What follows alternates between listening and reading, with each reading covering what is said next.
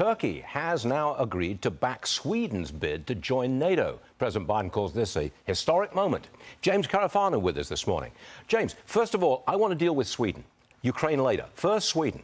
Including them in NATO is surely a big win for the West, right?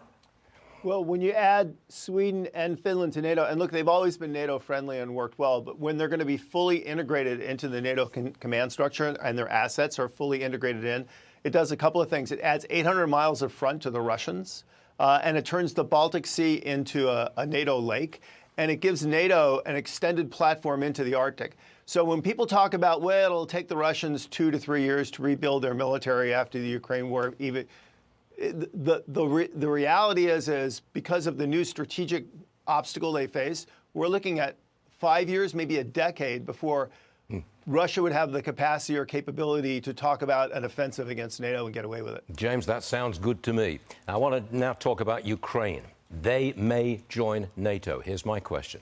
If Ukraine joins NATO while still at war with Russia, are we, America, also at war with Russia?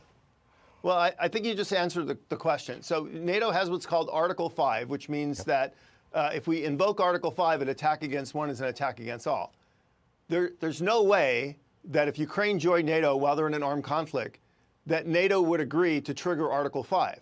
So where's the logic for joining NATO now? And I think the reality is there is no precedent for a country in an armed conflict to join NATO. And I don't see a way forward that NATO would break that tradition. Zelensky's furious about this. Well, look, I mean, the reality is they're not going to get in NATO, so he can be as furious as he wants. What's going to ensure a free and stable Ukraine, which is in the U.S. interest, it's in the transatlantic community's interest, is long-term security assistance and help in rebuilding the country, and he's absolutely going to get that. So that's the important thing. And then when the fighting stops, they'll get in NATO, and then Ukraine will be off the table. Quickly, North Korea says it'll shoot down U.S. Air Force planes if they intrude into North Korea's airspace. Are they just China's client state making trouble for us? Well, I don't think they're China's client state, but they like to get attention. But they're in a tough place. Look, they can't afford to start World War III. They wouldn't survive for 5 minutes.